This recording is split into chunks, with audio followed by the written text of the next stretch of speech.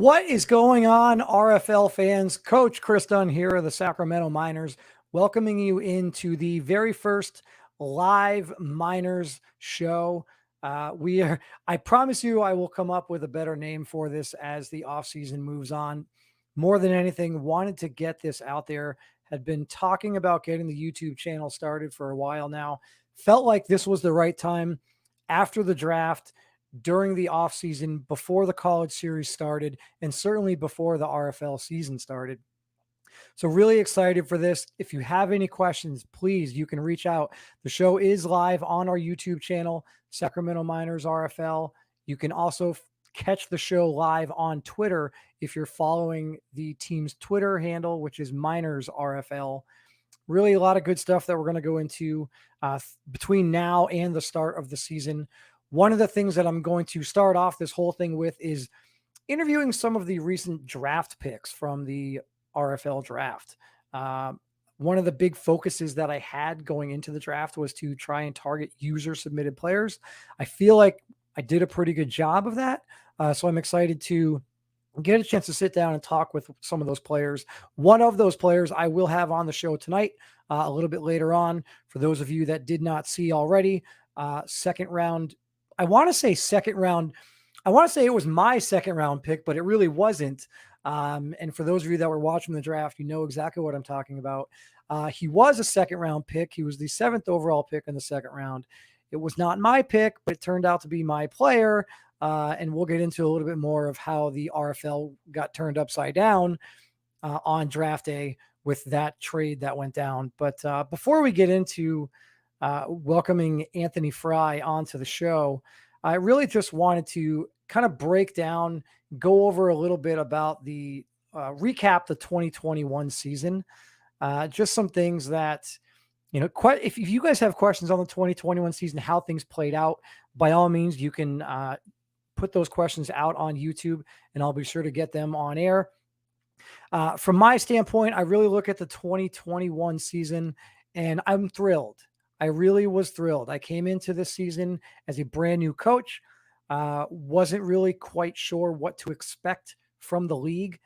I did enter this season, or I guess last season, I entered with one goal in mind, and that is to make the playoffs. My goal was to make the playoffs.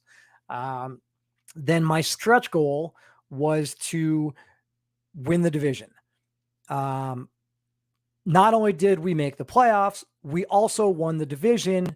And so I feel like the season was a win.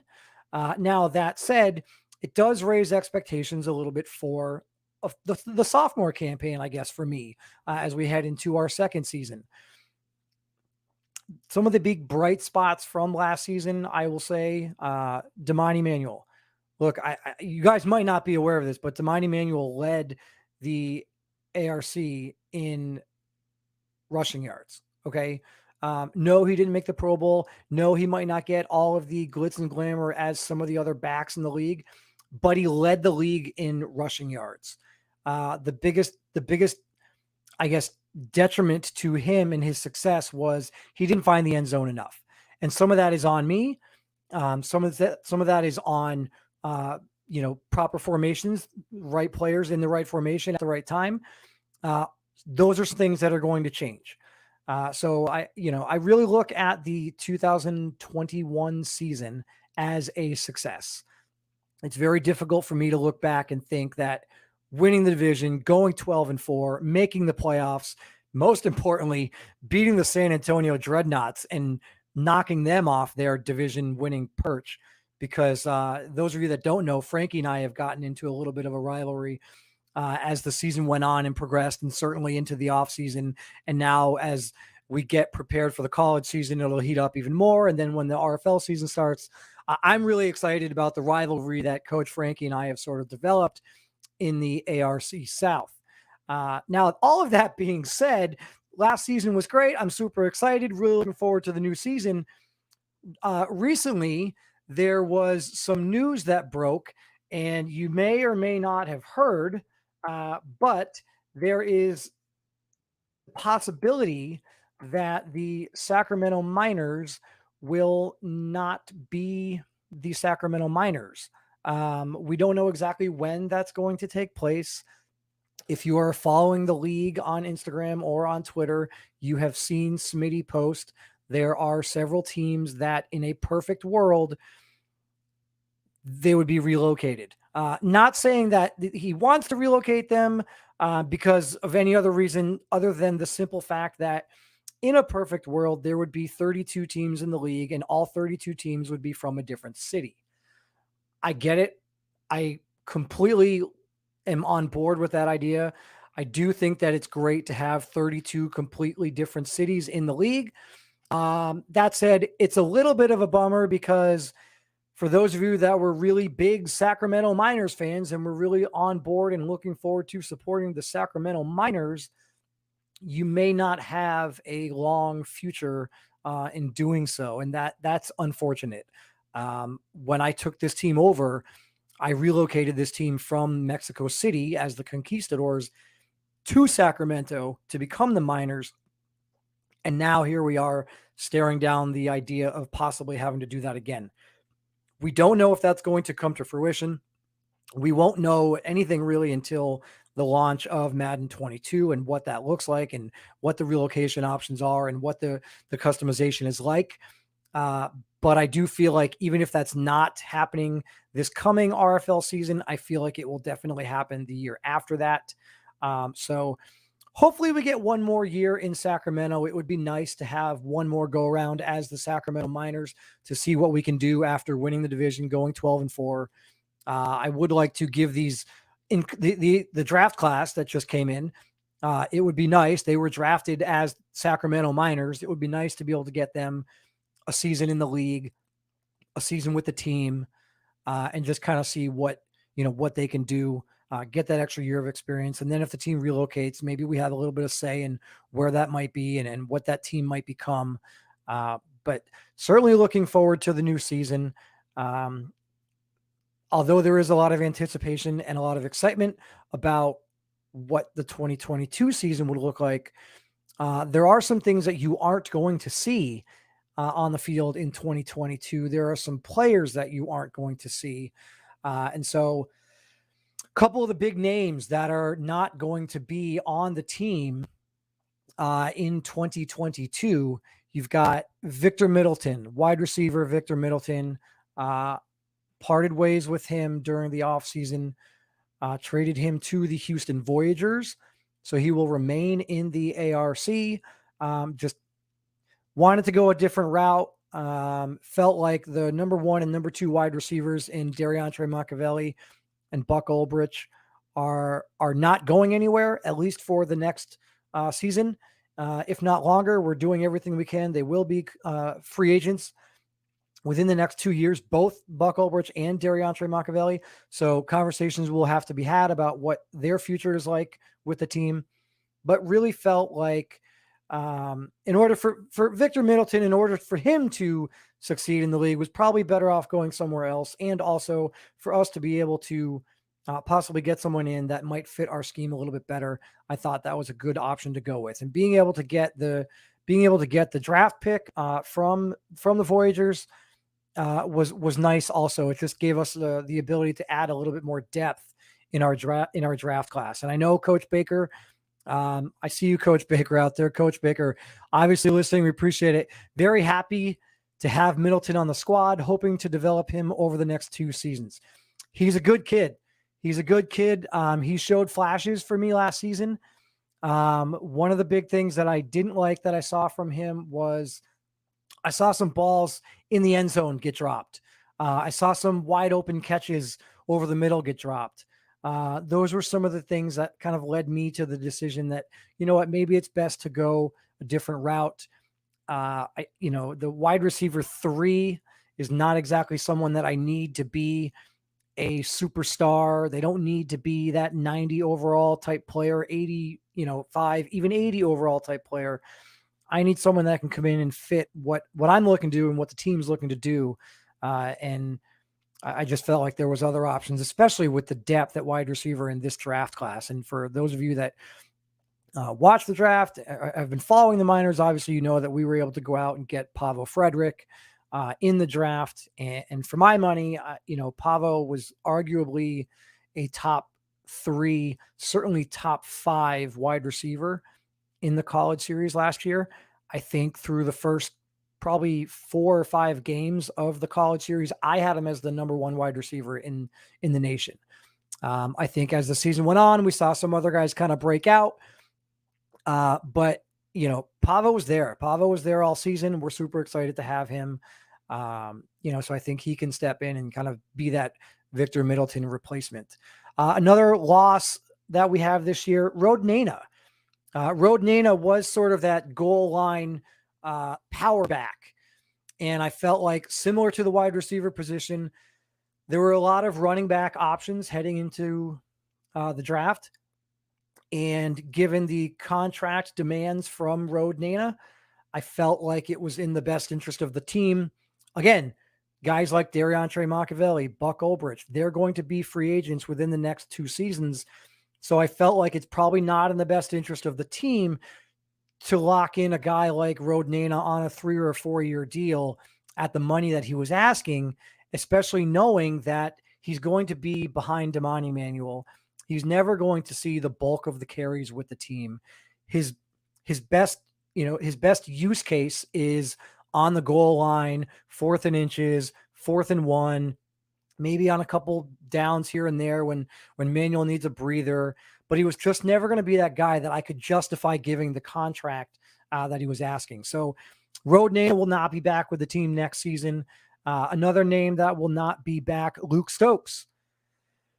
Luke Stokes was a key contributor.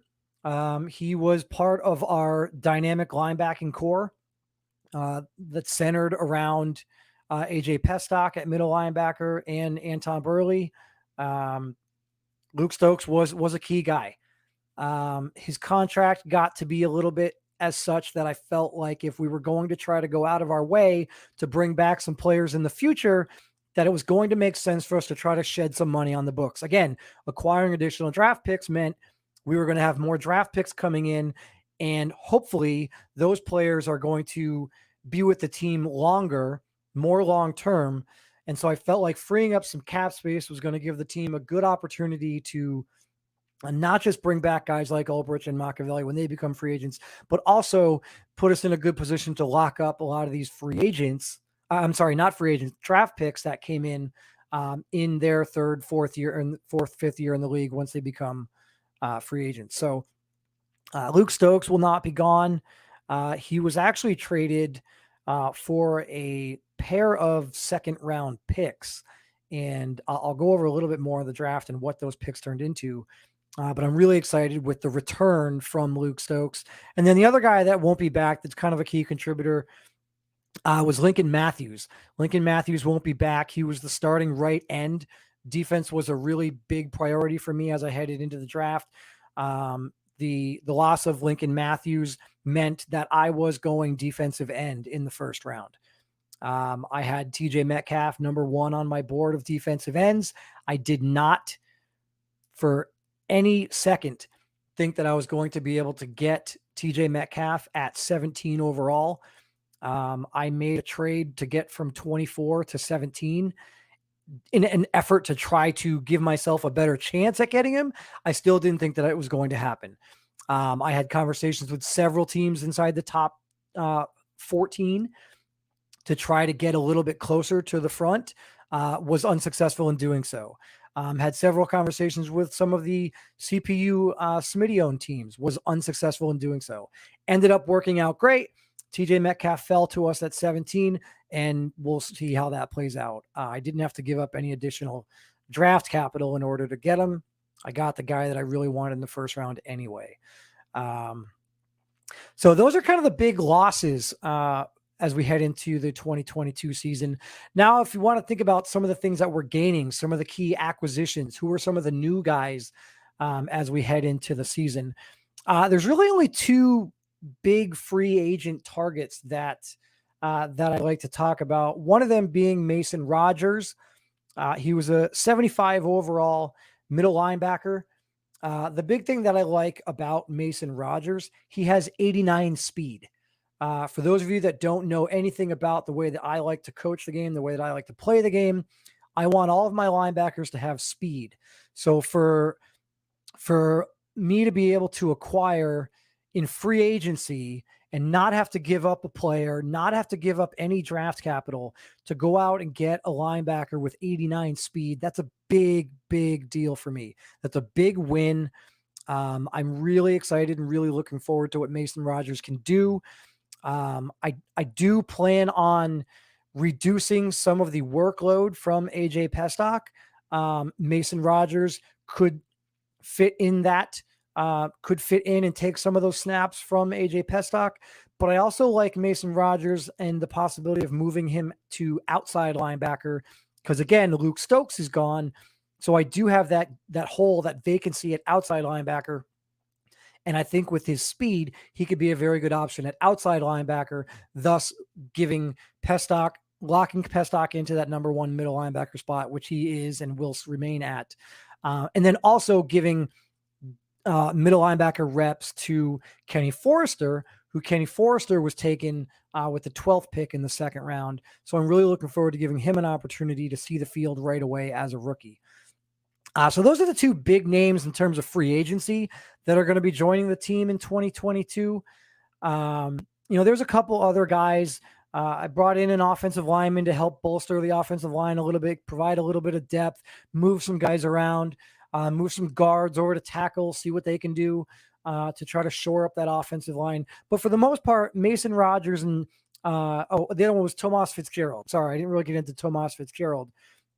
It was a 73 overall defensive tackle. The plan was to bring in some veteran leadership, a defensive tackle that I could pair with Dominic Moore, who came in and was gangbusters as a rookie for this team. Absolutely thrilled with the contributions of Dominic Moore.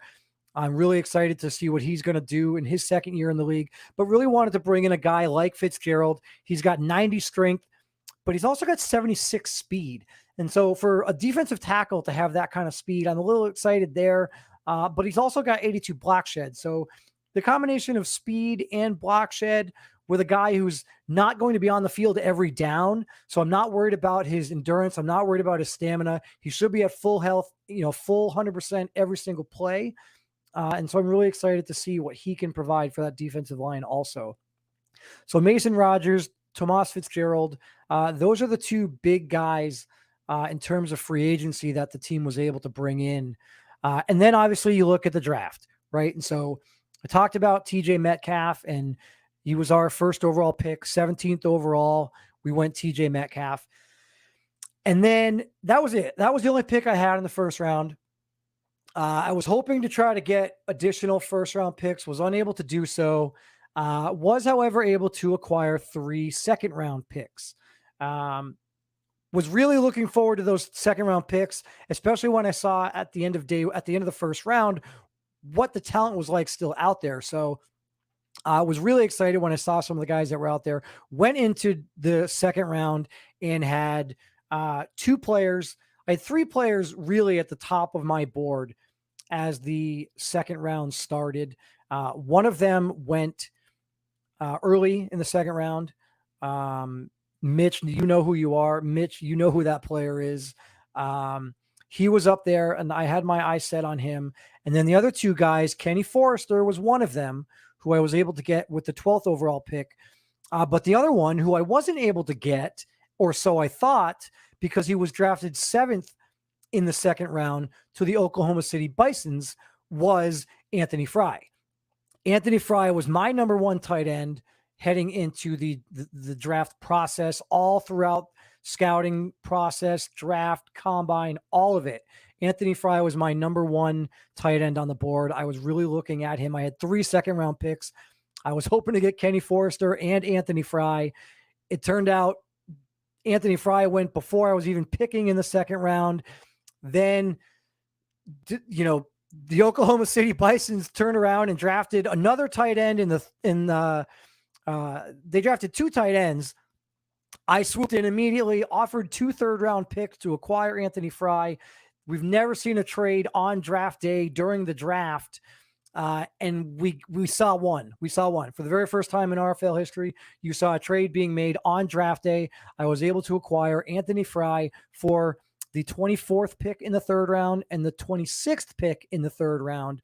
Really excited about the acquisition. Again, I am not joking. He will tell you I had been in contact with him throughout the draft process. And so I'm super thrilled to have him on the team.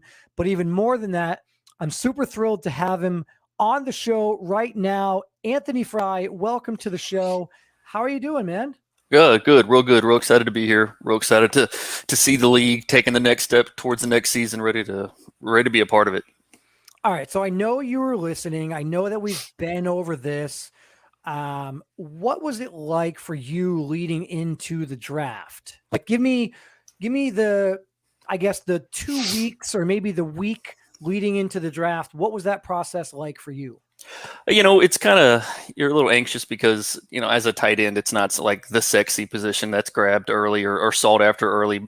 It's one of those hidden gems that always tends to kind of be out there. And so I had hopes I would go soon, but realistically, I kind of believed it was going to be a third to fourth round type thing because there's just so much talent out there. So many, the receiver depth was so wild, and then at running back as well. And there's just so much talent in the interior that I just didn't know where I fit into the equation, and it was going to come down to team needs. And I did have a couple of teams reach out to me. You and I had spoken in the past about the chance to come out there and play, and I had spoken with Max with the Elks and Coach Forbes.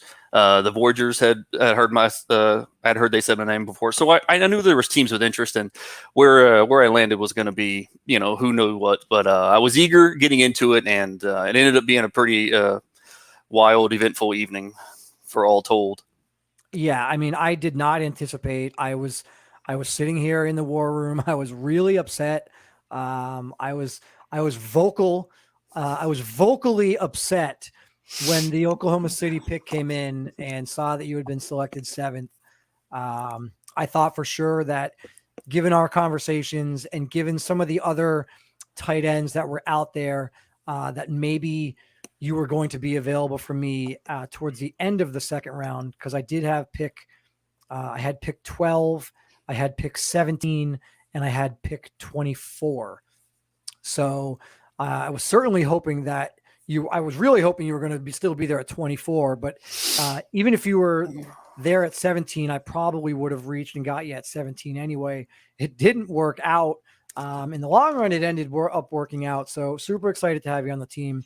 Yeah, absolutely. I had heard third round from a couple of different people, and so I kind of that was the backdrop. The first round was exciting to watch of the draft, and then day 2, round 2 and 3, I was on duty, so I was at the fire station, and I got lucky in that we were quiet long enough for me to get to watch the whole draft. And then as the picks were rolling through and the Bisons called my name, it was a very much caught off guard, very unexpected. And then I took a little bit of time while the draft was going on and just trying to find other Bison players because I didn't have a coach, and there wasn't a whole lot there. Everyone I spoke to either had been moved off the team or just wasn't active any longer. So that was something, a lot of unknown going into. And then round 3 comes around and Smitty grabs the Iowa tight end. Right. And so we're pretty equal in stats and everything. So it was no telling what was going to happen. And at that point, when you swooped in and put the trades out there, and a couple other coaches tried to wiggle in as well, but the 2 third round picks that you threw down were enough to get Smitty's attention, and so thank you to Smitty for allowing that to happen as well. But Absolutely. It was unbelievably exciting and fun, and great to be a part of, and I'm super eager at this point. Yeah. So the Iowa tight end you're referring to is Lucas Butler. Lucas Butler wasn't really on my radar, so he didn't fit the mold for what I was looking for in a tight end. I wanted a guy with speed. I wanted the archetype of a vertical threat tight end. That was really my main focus in acquiring a tight end during the draft. And just looking back at your skills in the college series, you had 99 speed. You were the only tight end that had, of the user submitted tight ends, you were the only one that had 99 speed. And so for me, that right there kind of put you at the top for me. And of course, there were some other guys out there. There were some really good tight ends throughout the league. You talk about, a guy like Brady Barman certainly went first round. I think when Brady Barman went first round is when I started to think, kind of pulled the plug on the hidden gems that was the tight ends. Barrowman, Nasir, Dunn. Yeah. There was a lot of really talented guys. Ivanowski, a lot of big monsters. I wasn't sure that we were going to see tight ends go in the first round. When Barrowman went in the first round, that's when I started to think, okay, I really am going to, if I want to secure Frye, I'm going to probably have to use one of these 3 second round picks in doing so. And I'm glad. I guess I'm glad that the debacle happened in Oklahoma City, because apparently the Houston Voyagers coach Baker also had his eyes on you. I don't know if you had conversations with Coach Baker and the Voyagers at all, but according to Coach Baker, he had hopes of taking you with his pick in the second round as well. So I can tell you one thing: you were not going to make it you weren't going to last very long in the second round. Yeah, you were definitely going to go in the second round. I'm fortunate enough that I was able to get you for 2 third-round picks. Don't think for one second that I'm not going to be closely monitoring those 2 third-round picks throughout the season, and I hope you are too. Yeah, absolutely. Super exciting, super encouraging, and motivating factor to want to get out there and perform and make it worth it. Yeah. We got Mitch out there. What's going on, Mitch? Good to see you. I hope you're not in here trying to poach any of my strategy or my tactics and my tips and tricks like you did poach my players in the draft. But we'll leave that one for another day. For those of you that don't know, Mitch and I have gone back and forth a little bit, because I believe there were 3 players that he selected 3 different times in 3 different rounds. He was picking directly in front of me, and he chose the player that I wanted to take. That I had queued up, ready to go. And Mitchie took them literally right in front of me. So I think if there was ever such thing as a cross-conference rivalry, I feel like Mitchie and I now, I'm sort of throwing that one out there, Mitch, that I guess I'm going to deem you my cross-conference rival in the NRC. And I guess it's only fitting, since prior to landing a PlayStation 5, you were responsible for helping my team anyway. So I feel like maybe that's only fitting. He's coming out of the Belichick system, but for the Dunn system. that would be good. I've got to get there. He's the one who just went to the Reload Bowl, not me. So Andy, tell me a little bit about the college series and, what your biggest takeaways were throughout the season at Texas A&M. It was a lot of fun. I'm initially from College Station, so Texas A&M is a big thing for me. And I was up at the station one day, and this was maybe April or May of 2020. COVID was going wild and crazy, and there was no sports, and I was losing my mind with boredom. And middle of the day, I had gone on Twitch just to look for people playing Madden online, just to get to watch a sport on something. And I stumbled on the Relocation League, and that was my step into this. And I think the Shamrocks were playing. I don't recall. I remember Rob was on commentary, and very type of voice that pulls you in. And so I immediately saw that. They said, go to the website. I checked it out, make a player, $5. I jumped in, got on the Discord, and immediately it was really cool. Friendly guys in there, all different types of personalities, all different types, just a back and forth banter. And it was a good time. And then, quickly there was me and 5 other guys at A&M, and we quickly became good buddies. And it was a lot of fun, real encouraging to get out there and get to see your name and everything running around. And I had a whole lot of high expectations and big hopes for the guys that I played with, and every single one of them made a team. Rubio and Potter, Connor Baker, JTA, and Cardenas, all of them made teams, and I'm super excited for all those guys. Really looking forward to watching them and how they're going to perform. It meant a lot to me to be a part of that offense, and to be able to produce and put up the numbers the way that I did with a dual threat quarterback meant a lot. So I really looking forward to more opportunities to do that. But the college series was a ton of fun, and I hope the guys get ready for season 3 are aware of it and realize how much goes into it other than just putting numbers down, but being a part of the actual league and being a part of your team. And it's a tryout from the time you put your name in the system until the draft is. So everything you do is seen and watched. And so hopefully they picked out on that as well. Yeah, that Texas A&M squad really had some burners if you think about it, in Cardenas and both yourself. I mean, you don't typically think about a tight end being a burner, but look, you're entering the RFL with 89 speed.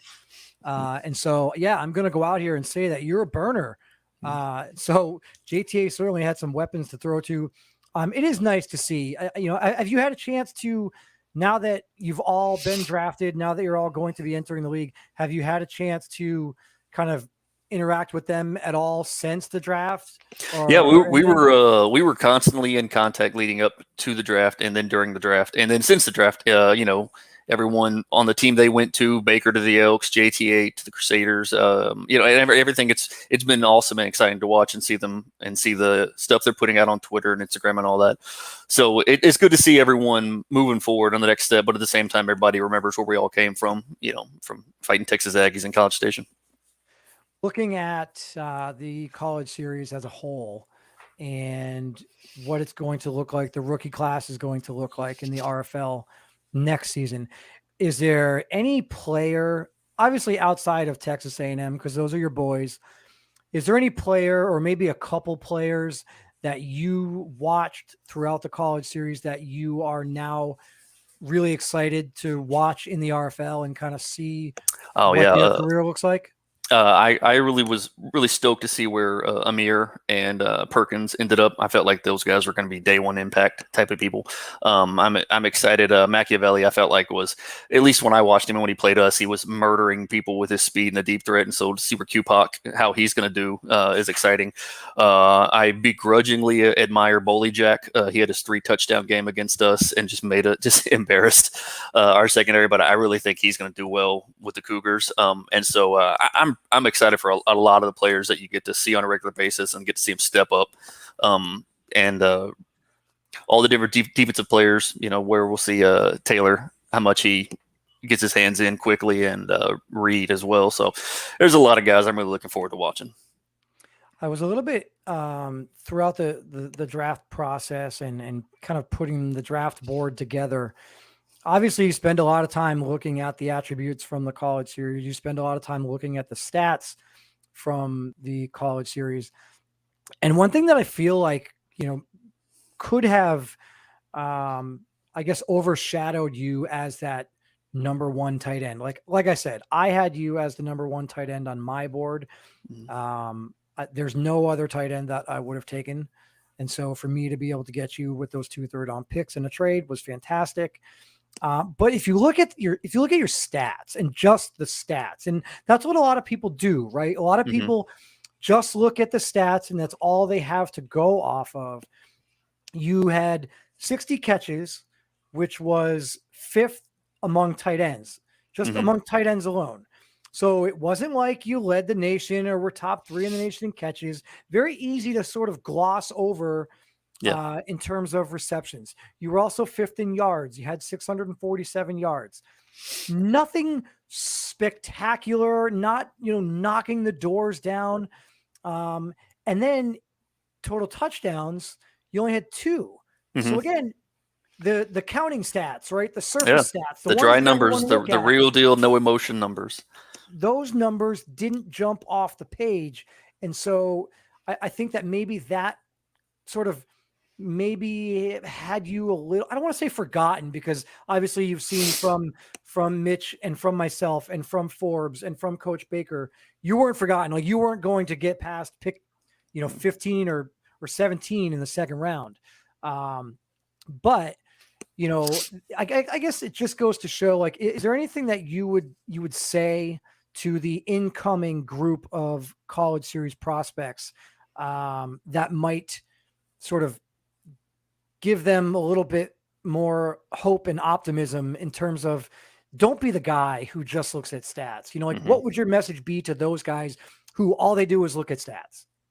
Well, I don't believe I'm going to hammer on them too much because stats they're your production. They're what you put out there. And so I did have average numbers, but there was quite a few mitigating factors. But at the end of the day, it's how I produce, and I think that what I can bring is going to fit into a system properly. I mean, I'm not a big ugly that's going to sit on the end and drive the defensive end through the back. I'm going to stretch the field and I'm going to to open up the middle. So I feel like in the right system, anybody can have a big chance to flourish. And I think that's what I would tell everyone else is just play your game.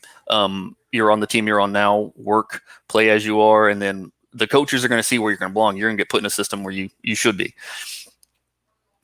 When you created your player, tight end at Texas A&M, you were allowed to choose certain attributes. Right. You're allowed to have one attribute that's a 99 overall. You get 3 that you can put at 90 overall. And then you get 4 attributes that you can put at 85 overall. What was your thought process, or did you even have a game plan in how you were going to strategically align those attribute values? I mean, just throw some of them out there. You gave yourself 99 speed.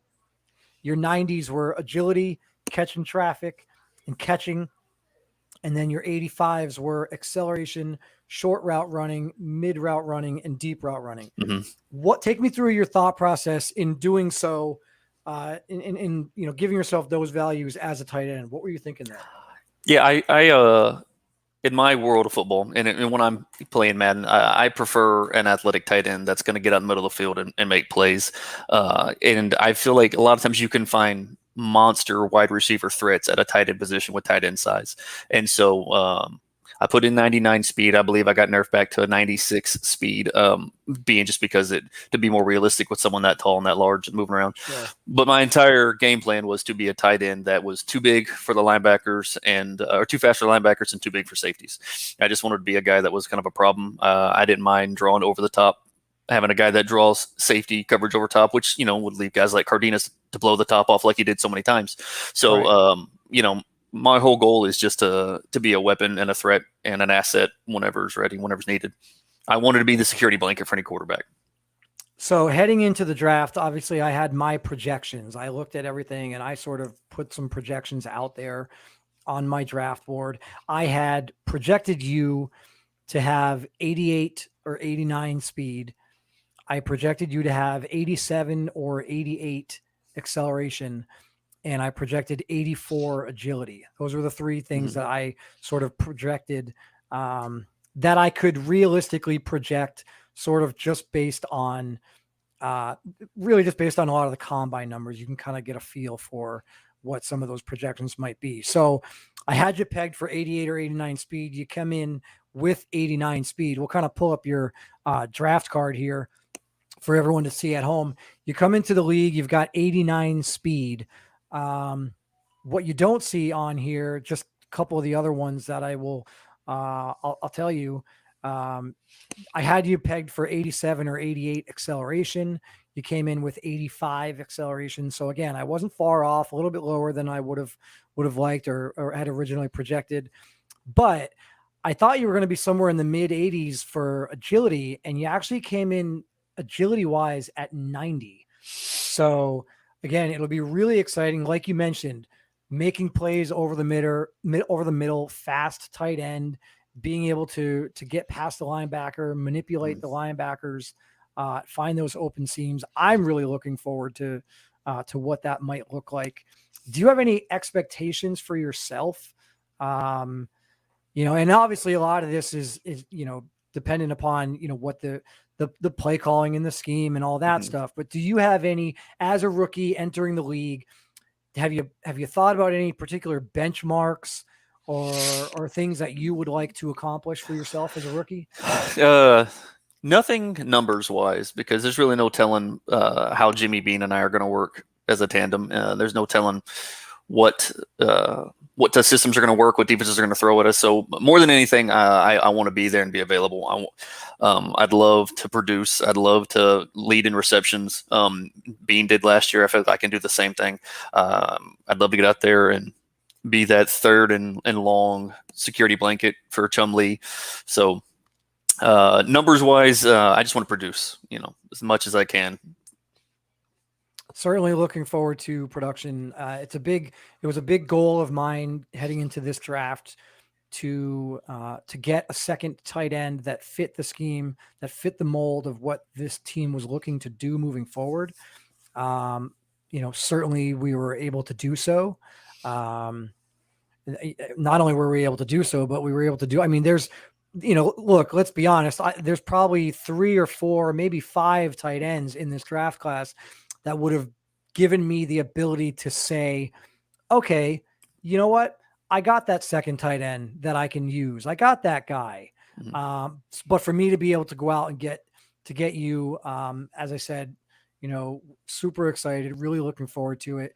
The whole time I had planned on being able to pair somebody up with Jimmy Bean. Look, Jimmy Bean had a fantastic season last year. Dariantre Machiavelli and Buck Ulbrich had 9 touchdowns each. There's only one, as a matter of fact, there's only one wide receiver in the ARC that had more touchdowns than Machiavelli and Ulbrich, and that was Matt Niani. And for those of you that don't know Matt Niani, well, then you better recognize. So for Ulbrich and Machiavelli to be trailing only Matt Niani in terms of touchdowns, I thought was a really big feather in their cap. But they had 9 touchdowns, and Jimmy Bean had 8. Bean at 8, yeah. Right. So Jimmy Bean had 8 touchdowns, and a lot of you guys might not remember, but I didn't even start Jimmy Bean until I believe week 3 or maybe even week 4. He was the number 2 tight end for the first, I want to say 4 weeks of the season. And then I finally made the move to put Jimmy Bean in. And then at that point, I want to say he went 4 or 5 games in a row scoring a touchdown. And so from that point, I was able to see what Jimmy Bean was able to do. And so I'm really excited to see what the two of you can do. I really plan on doing, I'm hoping with the new Madden that there will be some new formations, some new plays. I'm really hoping that there's some playbooks out there that are really tight end heavy, 2 tight end heavy. I'm hoping, everyone always thinks of the New England Patriots as having a big 2 tight end heavy playbook. But I want to see some other teams out there. I want to see what some of those other playbooks look like, because I really do feel like you on this team could be like the George Kittle for the San Francisco 49ers in that other league that shall remain nameless. Right. But I guess what else are you looking forward to, or what questions do you have? Is there anything that you would want to ask me, right? Like, here I am. What do you want to know about this team, and put me on the spot? I've been able to try my best to try to keep up and see where the roster is going and what the game plan is, but it's so hard. It's so easy to want to have a playbook that focuses on the pass and 2 tight end sets, but at the same time, with Damani back there, there's just got to be a balance. And what are you leaning towards? Do you like to run more balanced, or are you going to go run heavy, pass heavy? What is it that you fall under? I don't know that I plan on doing anything heavy one way or another. I suppose if you were to look at the playbook that we end up going with, not knowing, I mean, I'll be completely honest. Yeah. As of right now, I have no idea, because until the new game comes out, I don't know what they're going to look like and what sort of new plays might be and new formations within 300 new plays added. Right. So what is that going to look like, and what teams' playbooks are going to have, most of those? Is it going to be like broken up evenly? Is there going to be like 6 new plays per team or something like that? Or 10, like more than that. What is that going to look like? I don't really know. I am going to spend a lot of time sitting down and trying to find playbooks where we can utilize 2 tight ends. I feel like with the talent on your offense right now, I feel like play action is going to have to step up and be a big thing. I think with the threat with Zamani back there, safeties are going to have to be looking in the backfield, and I think good play action is going to really open it up to take the top off with all this fast talent that you have on offense. Yeah, so I would 100% agree, and that was my thought process through a lot of last season. The one thing that I did notice is that I felt like there was times where we could have done a little bit better in the passing game. We could have been a little bit more, I guess I don't want to say better. I feel like we could have been a little bit more consistent, because when you look at Chumlee's numbers, like he doesn't have those numbers that sort of jump out the page at you, but there's only 3 starting quarterbacks in the ARC last season that had fewer interceptions. Chumlee, I think, has this bad rep throughout the league of, look, everyone calls him Bum Lee, right? Like that's sort of his running nickname, running joke. You can call him Bum Lee all you want, but again, only 3 quarterbacks in the ARC had fewer interceptions. Chumlee threw 10 interceptions last year, but he threw 30 touchdown passes, and those 30 touchdown passes were second in the ARC. So the numbers are there. I just feel like there was a lot of times in mid-game, and I think that was sort of the frustrating thing for me throughout the season was mid-game sort of seeing the drop off. There were several games where we started 2 for 7 or 2 for 8 passing, and we're going 3 and out on the first possession of the game, and we're going 3 and out on the second possession of the game. And so I really want to utilize the run. I want to utilize play action. I just don't want play action to be something that is contributing to the inefficiency and the inconsistency of Chumlee. And so I plan on doing a little bit of testing to kind of see what might work best for him and given his attributes. But who knows? It might be play action heavy. It might not. It might be a situation where we run single back dominant. Look, Damon Emanuel had 55 catches last year too. Yeah. So he's shown the ability to catch the ball out of the backfield. So if I have to line him up, in a 5 wide as a wide receiver if I've got, 2 wide receivers, 2 tight ends and a halfback in a 5 wide set, I don't know if there's going to be a formation or a playbook that allows for such formation, but certainly not opposed to doing it. I'm just kind of really excited. I guess long answer to your question. I don't really know right now. Obviously I've told you, I've been up front and told you I plan on doing something with 2 tight ends. I really do feel like you have the opportunity to be that tight end 1. I think just looking at overalls, that's the whole plan. I mean, that's the entire idea is to be number 1. No disrespect towards any tight end or towards Jimmy being at all, but my whole reason of coming out there and being a part of the league and everything is to come out and be that number 1 spot. Yeah, and I feel like you have to, right? I mean, you don't join this league, you don't go through the college series, and remain active throughout the college series. I think that's a credit. That's another thing that I will say is a credit to you and a credit to anyone out there that's listening that is an active member in the community. Kudos to you guys for sticking with it, sticking through. There are a lot of players that don't. I know that when I inherited this team last year, there were several players that were user submitted players that I didn't even know were user submitted players because they were nowhere to be found and they were AWOL. I have since found out through the grapevine that there are some user submitted players out there. But it's really nice. And I'm really looking forward. I'm really appreciative that you're active in the community, engaging with me. I appreciate that. If I'm always going to have an open door policy as we move closer to the college series. I'm going to have some of the other guys on and give them the opportunity to come on here and sort of say what they want to say about the league and about the draft process. Yeah, and all good community guys, all guys who have been vocal. And that's the thing you want whenever you're moving on to the next level into the RFL is community guys out there, bringing more in. Yeah, that was a big focus for me. So actually, since you kind of went there and we're talking about community guys and our guys, and it was a big focus for me, I'm going to pull up our graphic here of the draft card. Number 4, right? You can see there, not bad, right? Yeah. Not bad. I knew that we had a good draft.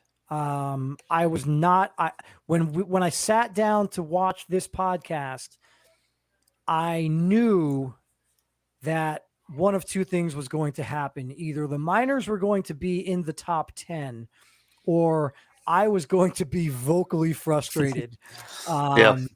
And it was going to be out there. I just felt like, given that we basically had 4 second-round picks, right? Because we had Kenny Forster, Jakari Torres, and Pavo Frederick all go, right? Kenny Forster, Jakari Torres, Pavo went third. That's right. Mm-hmm. I think he had 2 second-round picks. Kenny Forrester, Ja'Cory Torres. I don't know. I'm drawing a blank. I don't remember.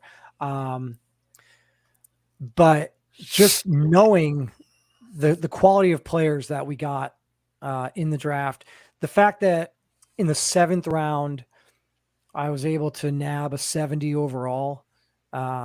Looking at Oscar Ayers, he's the only player in the 7th round that received a 70 grade. Mm-hmm. And I want to say there was only one, maybe 2 players in the final 2 rounds that received a 70 grade or higher. Yep. So I'm really excited. That was a diamond in the rough for this team. He was not a college series player. He wasn't a user submitted player. He wasn't even a college series player as in a generic. He was just in the draft class. So I did spend a lot of time. I'm extremely proud of the Oscar Ayers selection because I did spend a lot of time looking at defensive ends. As you know, I took one in the first round. So I spent a lot of time looking at defensive ends, and I felt like he was going to be good. So even the utility with Ayers' size and speed that you were talking about. Yeah, big. Yeah, right. We had this conversation. I don't think it was maybe day 2 or 3 of the draft when it was happening. Is I really like the idea of being able to move him to defensive tackle. I think, he's got the size. I believe he's 308, 309 pounds. So he can certainly slide into D tackle and get some reps there as well as at the end position.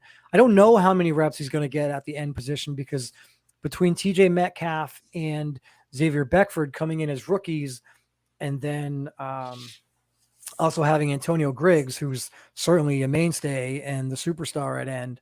I don't know how much field time there's going to be for Ayers there, but looking at these rookies outside of yourself, who I guess will address the elephant in the room, didn't even make the draft card, Anthony. Little chip on your shoulder there, or what? Yeah, some Smitty disrespect a couple different ways. I just slipped in mine. I'll have to be more memorable, I guess. But overall, it's an impressive draft card. Metcalf with Miami, and that entire defense was outlandishly talented, and no one player in that team even had an overabundance of stats because every player made every play. Everybody made every tackle. It was an insane thing. Kenny Forrester coming from that other school in Texas that I generally don't like the reference, but the guy's an animal. And he's definitely going to be, someone laying serious hits in the middle of the field. So that guy's going to be a lot. Ja'Cory Torres is a power back that's going to really be that type of guy that you need in the 3rd and 4th quarter that's going to really wear down a defense. And then Damani's going to come in and burn around him. And it's just, he's going to be an immediate plug-and-play type solution a lot of the times. And Pavo Frederick, 74 in round 3. There was so much depth at receiver talent that someone like Pavo Frederick went there. Being a part of that real powerful Alabama offense that always came back and made good plays. So to catch Pavo Frederick there, he could have easily been a top 5 receiver, and he'd be a top 3 on any team. So just overall, just a lot of talent coming in early on like that. Yeah, for me, Ja'Cory Torres will slide in. Like I said earlier at the beginning of the show, some of the key losses, Rode Nana is gone. Rode Nana was that power back. And so Ja'Cory Torres was an absolute no-brainer for me when the pick was there. I feel like he is that player who is going to immediately step in and fill the shoes of Rode Nana. Just exactly like you mentioned. He's going to be that guy that can come in on the goal line, 4th and inches, just really ground and pound to get those extra yards. Super excited and looking forward to see what Ja'Cory Torres can do. You mentioned Pavo Frederick. Again, I feel like the thing that I'm most excited about is if you look at the key losses from this past season, I immediately addressed those exact positions in the draft. And not only did I do so, but was able to do so with guys that I think I can justify starting right away on day 1, legitimately. Right. Yeah. I mean, it's not you got to get them out there and get them exposed and get them a chance to make plays. And it's not a situation where I'm throwing out a 65 overall outside linebacker simply because I lost Luke Stokes in the offseason. Like I'm moving a 75 overall middle linebacker to outside linebacker to make room for a guy like Kenny Forrester to come in and play Mhm. immediately at middle linebacker next to AJ Pestock. I let go of a blocking first tight end to bring in a guy like you who fits the scheme that I want for this team, who can immediately come in and play right away. I got rid of a power back like Rodnana, but then immediately got a younger version of power back in Ja'Cory Yeah. Torres, who we're going to have for longer and isn't going to be as detrimental to the salary cap. And he's just going to be a workhorse. And again, and I'm super excited. I said this to you, but also Ja'Cory Torres has been a good guy in the community. Yep. And he's been super vocal and he's been very communicative, and I'm super excited. I plan on having him on, in the coming weeks and get a chance to sit down and talk with him, as I do with Pavo Frederick. Hopefully we can get TJ Metcalf on as well. So really looking forward to getting some of these guys on. I think it's great. I think the RFL rookie class is in a great spot. I think this Sacramento Miners organization is in a great spot. Before we get out of here, we've only got a couple minutes left here in the show, but I do want to get your thoughts on the possibility of relocation. Right? Like you saw this. We that's wild. Talked about it. Yeah. What are your thoughts about this? It's a good thing I didn't pull the trigger on those the minor shirt just yet, I guess. Like the two I have in the background. Yeah. Let's not get me started. What's the return policy on a Sacramento Miners hoodie? Well, whatever happens. I'm ready to put on any uniform at this point, but hopefully the RFL commissioners give you a chance to get a top pick since you just got moved and got settled in, and then here we are. But hopefully we end up somewhere good, good fan base, good history, things like that, good team name, good uniforms, all the things that are going to be a big part of the showmanship that is the RFL. So we're just playing the waiting game for another couple of days, it looks like.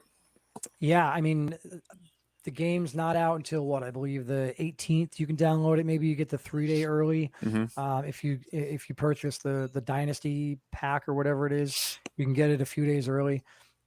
I did hear them say that they're probably not going to. They didn't want to do like in season. They didn't want to do patches after the main release of the game that would affect franchise mode and relocation options and customization, because they didn't want people to have to restart their franchise, which I completely get. I can completely respect and understand. I do think, however, that might mean that this isn't something that we're going to see in this Madden 22, and they might be saving that for Madden 23. Who knows? I would like to have another year of the Miners. Make it one more season as the Miners. Right. Yeah. Give us a chance to go back to the playoffs. Give us a chance to win the division again. Have a better record than the Condors, and then they can move. Have a better record than the Condors. I did. I was like, come on, man. But I totally get it. The Condors have been in this league. Look, when I took this team over, it was the Mexico City Conquistadors. So I get it. The Miners have only been in the league for 1 year. They don't have the tradition. But that said, I did reach out to Smitty when all this happened. And I said, hey, if we're moving the Conquistadors, I really like the Miners. And I knew that Sacramento only had one team in the NRC and they didn't have a team in the ARC. So I made the pitch to him and I was like, what about the Miners? And it worked out, and he was accepting of it. And so we got the Miners here, and now it might be short-lived, but regardless of where the team goes, I'm super excited. I hope that you're excited. Yeah, absolutely. Really looking forward to see what the season has. I appreciate you coming on, Anthony. Again, we'll talk throughout the next coming days, weeks, months as the college series starts up. But really do appreciate you coming on, and we'll talk soon. All right, man? Man, thank you for having me. I really enjoyed it, and we'll be ready to get the season going. All right, absolutely. Appreciate it, man. All right, so Anthony Frye, everybody, second round pick, seventh overall in the second round. Looks like he's going to be a big piece for this team. I plan on doing a lot with the tight end position, so I'm really excited about what he has to offer. Anytime you get a tight end with 89 overall speed, I think you're doing something right. So that's pretty much going to do it. We're going to have a couple more episodes. We're going to try to do this every week. We're going to still try to work on name. We're going to still try to work on getting some more players on. If you guys have any questions, comments, concerns, anything that you would like to see on the show, please feel free to reach out. Again, these shows will be live, so you can get the questions in on Discord, or you can come and tune in live and just get the questions read on air. Appreciate everyone checking it out tonight. Mitchie, thanks so much. CP, appreciate it. Leo Moon, I saw you out there earlier. Jakari, that's my boy. Coach Baker, I'm glad that I got Frye and you didn't. Anyone else I missed? Rajier, good to see you out there, buddy. Keep plugging along. And for anyone else that was out there that didn't get a chance to get on the show, I appreciate you checking it out. Until next week, this is your host, Chris Dunn, Coach Dunn of the Sacramento Miners. Thanks again for tuning in, and we will see you guys next week on the Miners Podcast. Take care, everybody.